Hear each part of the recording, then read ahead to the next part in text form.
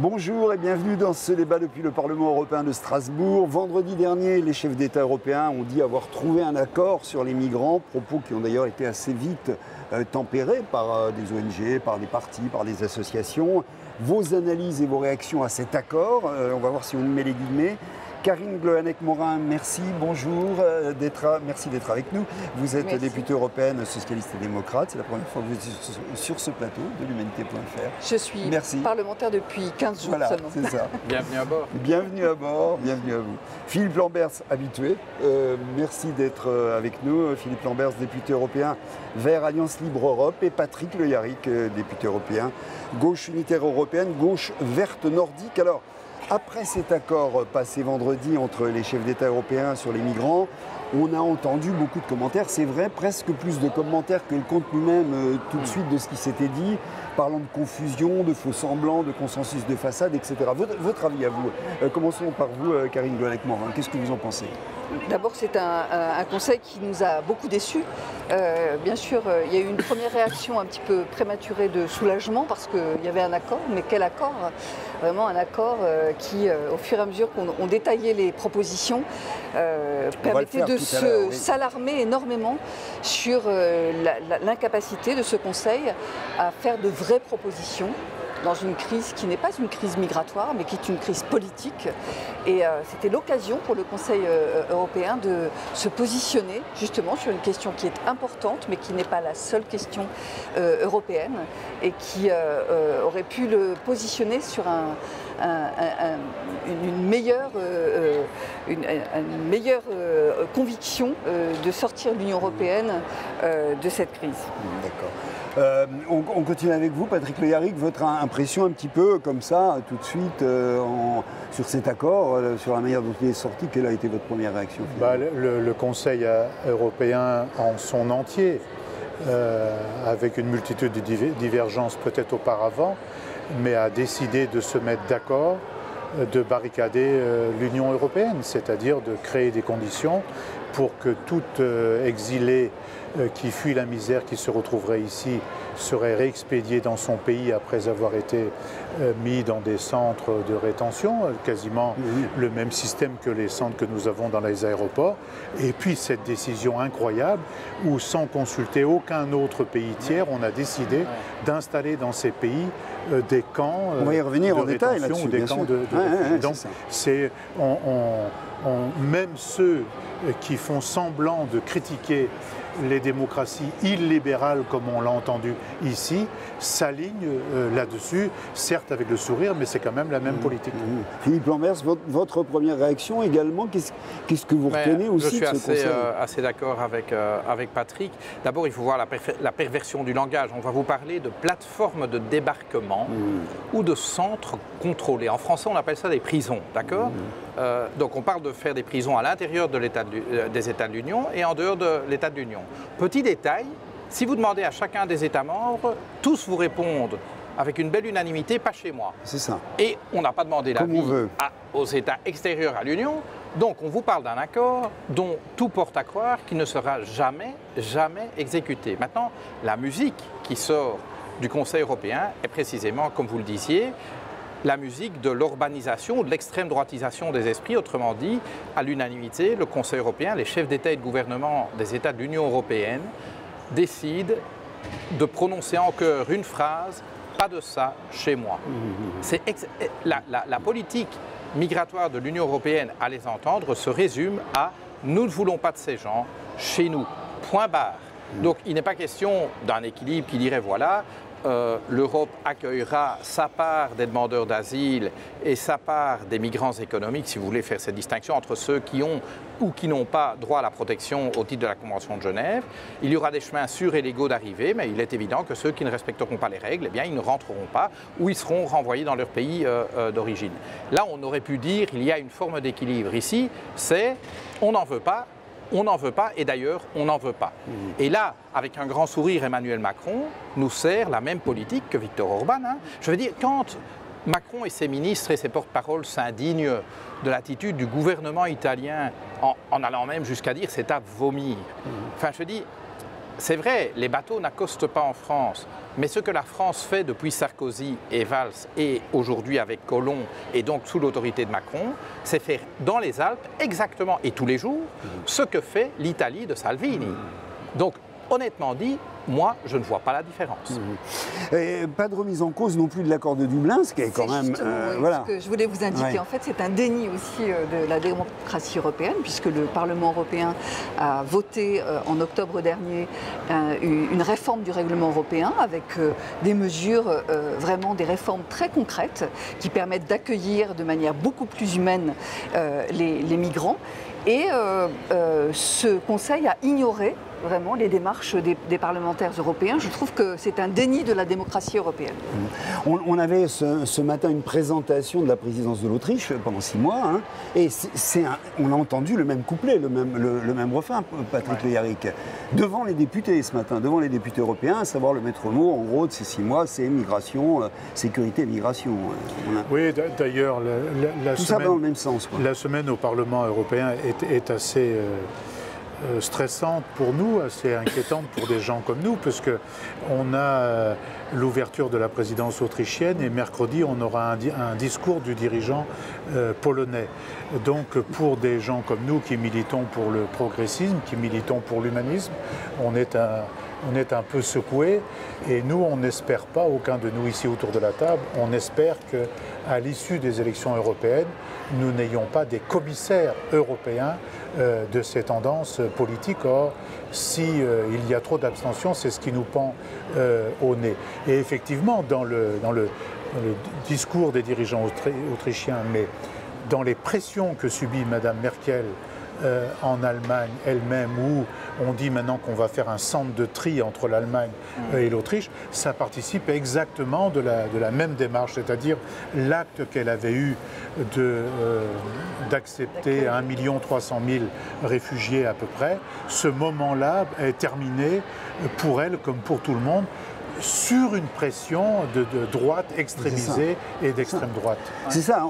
Un mot donc sur l'Allemagne justement, parce que c'est ce dont on s'aperçoit, la question des migrants est plus simplement un thème polémique. Ça devient un thème polémique au sein de chaque pays, ça va loin. On prend le cas de l'Allemagne, effectivement. Qu'est-ce que vous en pensez de ce qui se passe en Allemagne? Bien sûr, ce à quoi on assiste malheureusement, c'est quelque chose dont l'Allemagne est le théâtre, mais bien d'autres pays aussi. Les partis de droite, on va dire traditionnels, s'estiment sous la pression des partis d'extrême droite, et donc leur réponse, majoritairement, pas totalement, mais majoritairement, est de dire adoptons la rhétorique et la vision politique de l'extrême droite pour leur couper l'herbe sous le pied. Autrement dit, eh bien, imitons-les, et comme ça, ce sera nous qui percevrons les bénéfices électoraux de l'affaire, ou en tout cas, on limitera les dégâts, plutôt que... Mais fondamentalement, en fait, ils légitiment les positions d'extrême droite, et surtout, ils les transforment en politique officielle. Je veux dire, tant que c'est l'alternative pour l'Allemagne, le parti extrême droite allemand, qui se fait l'avocat de ces prisons, hein, centres de distribution, d'orientation, comme vous voulez, mais bref, de ces centres fermés, ben, ça ne rentre pas dans le champ de l'action politique, mais dès l'instant où c'est un parti de gouvernement qui s'en fait l'avocat, ben, ça devient la politique du gouvernement. Et c'est là qu'on passe de la rhétorique à l'action. Et c'est ça qui est inquiétant. Qu'en course, le chancelier autrichien vient ce matin et qu'il adopte, et je rappelle, cet homme est le représentant autrichien du Parti populaire européen, le parti de Juncker, le parti de Tusk, le parti de Wauquiez. Et là, on commence à comprendre. Eh bien, en fait, il fait l'amalgame immigration, sécurité. Ce sont deux problématiques importantes, évidemment. Mais c'est comme si l'un était lié à l'autre. Autrement dit, en fait, et je me rappelle Nigel Farage dire cela en plénière il y a quelques mois, 40% de ces migrants sont des terroristes. 40%, comment est-ce qu'on ose dire une énormité pareille? En fait, la plupart de ces réfugiés, de ces demandeurs d'asile et une bonne partie de ces migrants, ils fuient précisément la violence. Ce n'est pas pour la reproduire ici, ils la fuient tout simplement parce qu'ils veulent pouvoir mener une vie un peu plus conforme à la dignité humaine que ce qui n'est possible chez eux. Et donc, enfin, il faut quand même bien distinguer les sujets. Oui, il y a un sujet terrorisme, oui, il y a un sujet migration. Ce sont deux sujets distincts qui n'ont que des relations extrêmement distantes l'un avec l'autre. cette confusion entre migration et terrorisme, encore plus que de migration et sécurité, je pense qu'elle est extrêmement inquiétante quand la présidence autrichienne arrive avec un slogan qui dit l'Europe qui protège.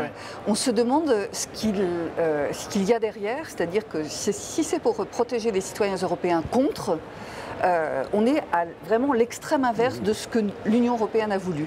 Alors que ce que nous portons, et ce que nous portons bien sûr tous ici dans une démarche de progrès, c'est plutôt une manière de savoir accueillir. Et moi je voudrais faire un lien avec des poètes antillais comme Édouard Glissant ou Patrick Chamoiseau qui ont travaillé sur la relation nation, la nation-relation. Et nous devrions nous inspirer, même au Parlement européen, c'est peut-être assez décalé de parler ainsi, mais de ces poètes qui parlent de la relation et de la diversité et de savoir comment on accueille l'autre. Et moi je trouve que cette présidence autrichienne, elle est extrêmement inquiétante, elle est même presque étonnante. Il est étonnant que le Parlement européen accueille un pays qui a été quand même soumis à un vote qui a mis l'extrême droite au gouvernement. Et donc peut-être on a beaucoup de choses, beaucoup de questions à se poser sur cette présidence, mais bon. Confusion, les ONG qui portent secours aux migrants, presque victimes collatérales aussi de ce qui est en train de se passer à l'heure actuelle. On se rappelle de ce qu'a dit le président français Emmanuel Macron, mais qui est repris un peu partout sur les ONG complices qui vont sauver les migrants en mer. Complices finalement des passeurs. On est là vraiment un peu dans l'inversion de l'ordre des raisons, quoi. C'est-à-dire, c'est ceux qui portent secours qui finalement sont responsables du phénomène. C'est ça. Il y a une sorte de philosophie générale qui est en train de s'imposer, comme ça au moins dans les imaginaires. Celui qui porte secours, il est en délit de solidarité. Celui qui est à la frontière, il est en délit de solidarité. Celui ici qui accueille chez lui, il est en délit de solidarité. C'est totalement à l'opposé de toutes nos traditions, de toutes nos valeurs, et même à l'opposé des conventions internationales. En France, c'est 1793, on porte au début l'asile, donner l'asile à quelqu'un. Et puis les bateaux, où de toute façon, il y a des bateaux et des organisations non gouvernementales qui font l'aide. Elles ne peuvent pas faire autrement si elles veulent sauver des gens qui se noient pour trouver où ils se trouvent, de discuter malheureusement avec les passeurs. Mais on n'asséchera pas les passeurs en sanctionnant, en dénigrant ceux qui portent secours. C'est assécher cela, ça induit évidemment d'autres dispositions, comme d'ailleurs les trafiquants d'armes ou les trafiquants de drogue. Et ça ajoute dans la confusion, quoi. La plupart des personnes sauvées à la mer le sont par des navires soit commerciaux, soit militaires, ou en tout cas appartenant à des organisations étatiques. Les navires d'ONG ne recueillent qu'une fraction minoritaire des migrants. Et je voudrais quand même souligner que le fameux Aquarius avait à son bord 629 personnes, dont une majorité de personnes recueillies par des navires de la marine italienne. Et donc, il ne faut quand même pas se foutre de la gueule du monde. Je veux dire, c'est quand même... Ceci a été organisé, on a pris de manière organisée des personnes en otage pour faire un point politique. Et je rappelle que ce qui est à la base de la construction européenne et la déclaration universelle des droits de l'homme, tous les êtres humains naissent libres, ils sont égaux en droit et en dignité. Et comment est-ce que je dirais, ce qui fait de nous des êtres humains, c'est de souffrir lorsque nous voyons un de nos semblables souffrir.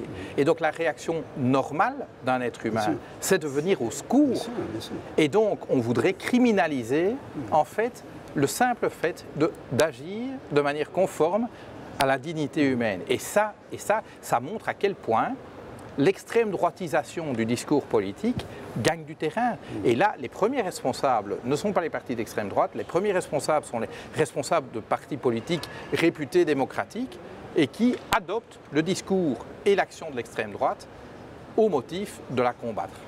Peut-être il faut rappeler que depuis le début de 2018, le nombre de migrants a baissé, et par contre, le nombre de décès en Méditerranée a augmenté. Ça veut dire que 180 depuis vendredi dernier, hein, pour parler du réel. Hein, 180 disparus depuis vendredi. Ça met ça éclaire vraiment la manière dont les politiques européennes en ce moment sont en train de mettre le phare sur une crise qui n'est pas une crise migratoire, mais qui est une crise politique interne qui ne sait pas répondre à l'accueil de ces personnes qui viennent et qui fuient la misère. Alors la question devient comment finalement échapper à ce discours totalitaire, on peut dire, sur les migrants, dominant en tout cas, qui ne correspond pas à la réalité, sachant que le simple fait de dire que ça ne correspond pas à la réalité, visiblement ça ne semble pas suffire. Bon, je crois qu'il y a plusieurs éléments. Un, c'est vrai que les chiffres ont diminué, mais justement, les mauvais esprits vous diront c'est parce qu'on a passé un deal avec la Turquie, c'est parce qu'on a passé un deal avec les gardes-côtes libyens. Non, les gardes-côtes libyens, ce sont des bandes armées, c'est de ça qu'on parle.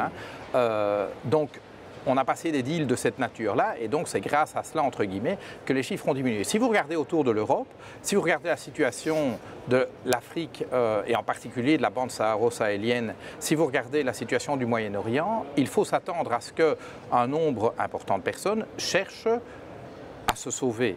Moi, je comprends ça. Et donc, il ne faut pas s'imaginer que le défi de l'asile et de la migration va disparaître demain. Donc, la question, c'est que faisons-nous pour le gérer de manière conforme à la fois à nos capacités et à la dignité humaine. Et là, il y a une contradiction profonde à laquelle nous devons répondre. Moi, je comprends l'attitude d'un certain nombre de nos concitoyens qui sont chaque jour plus fragilisés dans leur travail ou dans leur situation d'allocataires sociaux. Autrement dit, qui sont de plus en plus fragilisés par nos politiques socio-économiques et qui ne peuvent pas comprendre que, quelque part, leurs gouvernants leur pourrissent la vie et en même temps parlent d'accueillir des gens qui, objectivement, dans les premières années, vont aussi coûter au système de protection sociale. Donc, quelque part, cette idée de mettre en concurrence des précaires avec des plus précaires qu'eux, je comprends que ça suscite une réaction de défense. Moi, je les comprends. Ceux qui disent « oui, mais enfin, ça n'a pas de sens ». Et c'est là, je pense, qu'il faut retrouver une forme de cohérence. Alors, je comprends la cohérence de l'exclusion. Je veux dire, un Emmanuel Macron qui, en même temps, puisqu'il aime bien cette expression, pratique des politiques d'exclusion à l'intérieur de ses frontières. Regardez sa loi travail, regardez ses réformes fiscales et pratique des politiques d'exclusion à l'extérieur de ses frontières, c'est une forme de cohérence. Notre cohérence, et je pense qu'elle est partagée ici autour de la table, c'est la cohérence de la solidarité. Pratiquer des politiques d'inclusion, de solidarité à l'intérieur de nos frontières, c'est-à-dire remettre en marche l'ascenseur social. Et je dis toujours, quand l'ascenseur social fonctionne pour tous, prendre quelques personnes de plus dans l'ascenseur, ça ne pose de problème à personne. Le gros problème, c'est que nous avons une fraction énorme de notre population qui est dans un ascenseur social descendant. Et c'est cette contradiction-là que nous devons relever. Autrement dit, si nous voulons qu'il soit accepté socialement, que l'Europe prenne sa part de l'accueil, nos concitoyens exigeront qu'en même temps, nous fassions tout ce qui est en notre pouvoir pour réduire la fracture sociale dans nos pays. Les deux vont de pair. Patrick Le Yarrick, vos préconisations, vos solutions, vos pistes en tous les cas dans la conjoncture actuelle par rapport à ces questions? C'est-à-dire il y a des pistes immédiates, c'est-à-dire sécuriser les transferts, accueillir, faire valoir l'asile, etc. Mais je crois qu'on est au moment où il est nécessaire de poser la question mondiale. Parce qu'il y a le débat qui est engagé, que M. Trump refuse d'ailleurs, du pacte mondial des migrations, mais il faudrait peut-être envisager pour les migrations qui sont loin d'être terminées, parce que nous parlons d'un type de migration ici, mais il y a des migrations sud-sud, entre pays du Sud. Il y a des migrations de pays de l'Est vers pays d'Europe orientale. Dans le cadre d'une concurrence, vous avez des Ukrainiens qui viennent en masse en Pologne, contrebattre le travail, le salaire de l'ouvrier polonais. C'est-à-dire on est dans un monde de concurrence de tous contre tous. Et donc la question des migrations, la question du travail en général, les enjeux des protections sociales nécessitent, à mon sens aujourd'hui, de prendre une initiative sous l'égide de l'Organisation des Nations Unies sur cet enjeu des migrations. C'est-à-dire quelles sont les causes, quelles réponses y apporte-t-on? Il y a les réponses liées au réchauffement climatique, il y a les réponses liées à l'arrêt des guerres, il y a des réponses liées à un nécessaire co-développement, et l'Union européenne aurait un rôle formidable à jouer si on voulait se tourner plus qu'on ne le fait vers le sud, parce qu'il y a des moyens, il y a des intelligences, il y a des capacités. Ceux qui viennent, notamment les Syriens qui sont venus, les Soudanais, c'est la matière grise de ces pays. Donc évidemment c'est un apport ici, mais ce serait un apport pour un développement là-bas. Donc il y a tous ces enjeux-là et surtout traités à partir de l'humanité, à partir d'un humanisme nouveau, à partir de l'intérêt général et non pas en se barricadant comme aujourd'hui, parce qu'il y a ce dont nous parlons, et puis il y avait la semaine dernière ces terribles images où des enfants mexicains étaient séparés de leur maman dans des cages aux États-Unis. Vos préconisations à vous, Karine Goëc-Morin? En octobre dernier, moi je n'étais pas là, mais vous étiez là, messieurs, peut-être l'avez-vous voté, mais cette réforme de l'accord de Dublin, du règlement de Dublin, préconise des relocalisations qui sont extrêmement intelligentes, c'est-à-dire chercher s'il y a de la famille, s'il y a un lien avec le migrant, s'il a étudié, s'il a résidé dans un territoire. Et moi je crois qu'on ne fait pas assez confiance aux collectivités territoriales. Vous savez, nombre de petites collectivités territoriales se sont mobilisées pour accueillir partout en Europe, en Méditerranée notamment. Voilà, parfois, c'est vraiment un groupe de migrants très peu nombreux, mais ça peut aussi être quand même un nombre assez important. Et en général, on constate que ça se passe plutôt bien, qu'il y a une intégration plutôt sereine. Et donc, je pense que nous aurions...